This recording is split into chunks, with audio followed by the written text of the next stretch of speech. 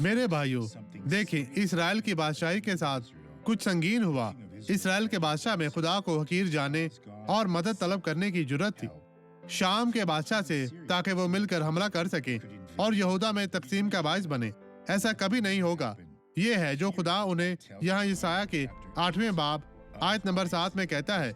इसलिए अब देख, खुदाउन दरिया फरात के सख्त शदीद सैलाब को, यानी शाह ईश्वर और उसकी सारी शानो शौकत को उन पर चढ़ा लाएगा, और वो अपने सब नालों पर और अपने सब किनारों से बह निकलेगा। इस बादशाह का अंजाम यही था।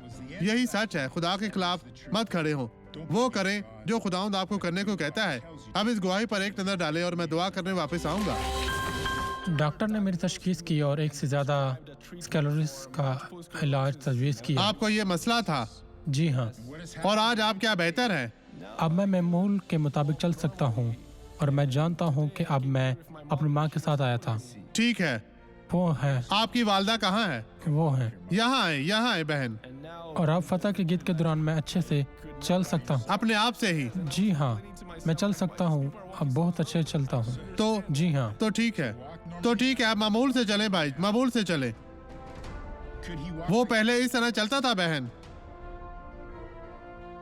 वो मुश्किल से चलता था। लेकिन क्या अब वो बेहतर है? हाँ, अब वो बहुत बेहतर है। आपको इसकी हौसला अफजाई करने की जरूरत है, क्योंकि ये ईमान यकीन है। के साथ। अब इधर आए भाई। आपका नाम क्या है?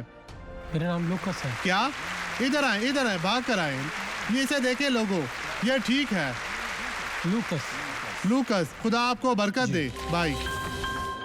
आए अब खुदा से फरियाद करें। बाप, मैं हर इस शख्स के लिए दुआ गो हूँ जो तेरी मदद के मोहताज है। इन तमाम लोगों को बरकत दे। ये सब तेरी हजूरी में है। तुझसे दुआ करने आए हैं अपने ईमान के लिए। खुदावंदी ने बरकत दे और अपने ईमान के वसीला से ये तमाम लोग बरकत पाएं, यस्सु के नाम में, आमीन। खुदावंद आपको बरकत दे।